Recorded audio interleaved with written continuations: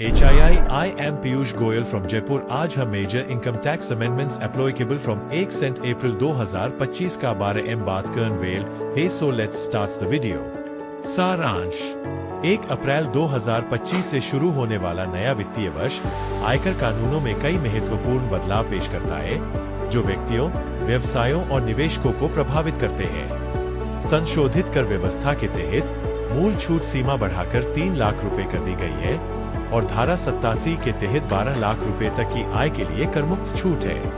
इसके अतिरिक्त TDS, TCS नियमों को अपडेट किया गया है, जिसमें ब्याज, लाभांश और कमीशन के लिए उच्च छूट सीमाएं शामिल है।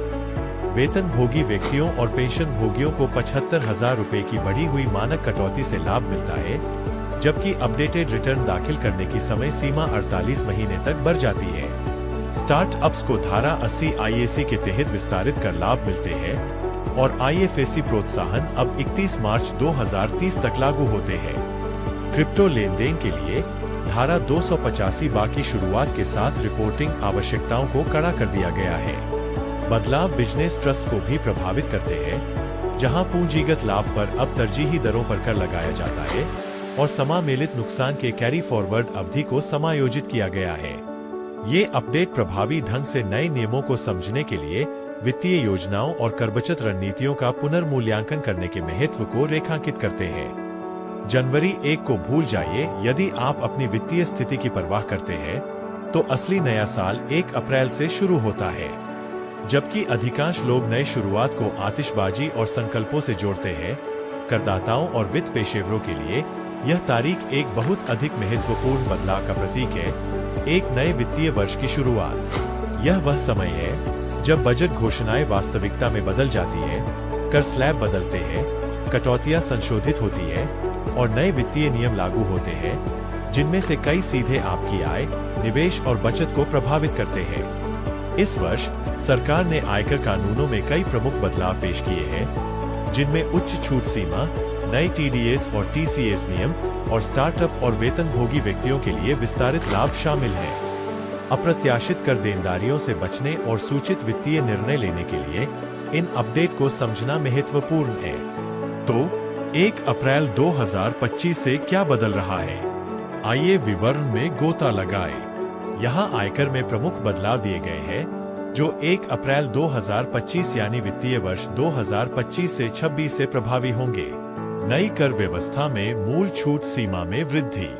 स्लैब कर दरें 4 लाख रुपए तक शून्य, 4 लाख 1 रुपए, 8 लाख रुपए 5%, 8 लाख 1 रुपए, 12 लाख रुपए 10%, 12 लाख 1 रुपए, 16 लाख रुपए 15%, 16 लाख 1 रुपए, 20 लाख रुपए 20%, 20 लाख 1 रुपए, 24 लाख रुपए 25%, 24 लाख 1 रुपए से अधिक 30%।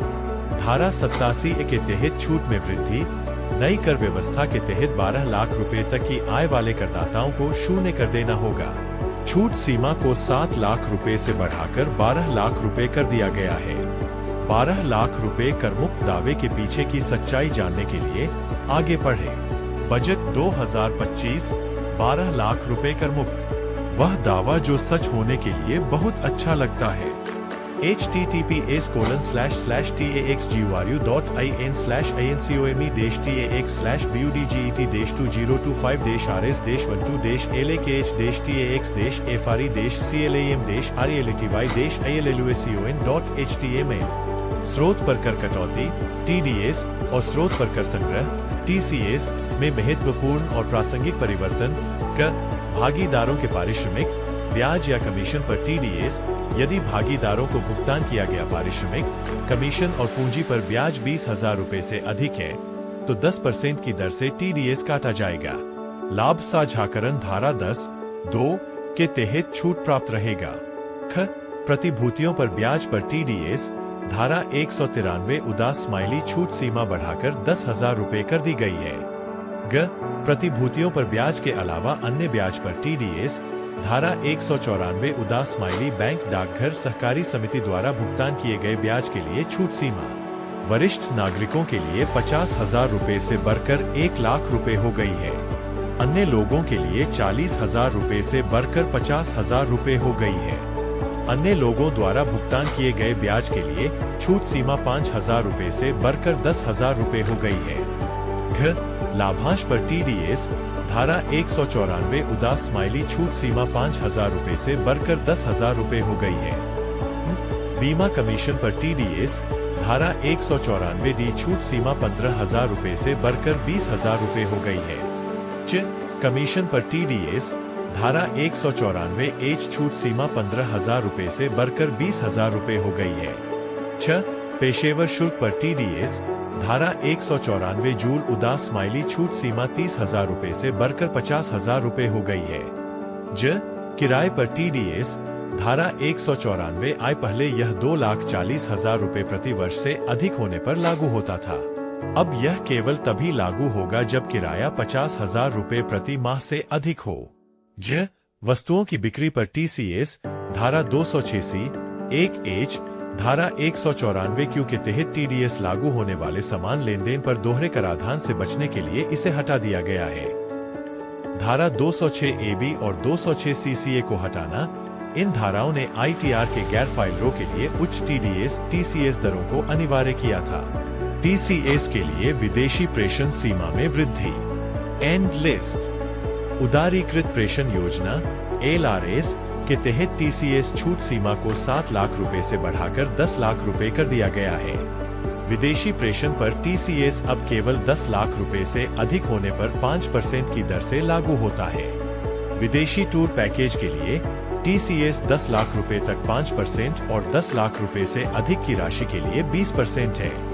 शिक्षा ऋण धारा 80E के तहत पर TCS हटा दिया गया है, जो पहले 0.5% की दर से लगाया जाता था। TCS सीमा में बदलाव के कारणों और इसके प्रभाव को विस्तार से समझने के लिए आगे बढ़ें। विदेशी प्रेषण पर TCS 2023 संशोधन और उनके निहितार्थ https://taxguru.in/taxguru.taxex/tcax/tces-FOREGN-REMETTNCES.HTML विदेशी प्रेषण के लिए TCS पर मुख्य बिंदु https://taxguru.in/INCOME-TAX/BUDGET-2024-TCS-CHANGES-FOREGN-REMETTNCES.HTML नई कर व्यवस्था के तहत वेतन भोगी व्यक्तियों और पेंशन भोगियों के लिए मानक कटौती में 50,000 रुपए से 75,000 रुपए तक की वृद्धि। अपडेटेड रिटर्न दाखिल करने के लिए विस्तारित समय सीमा।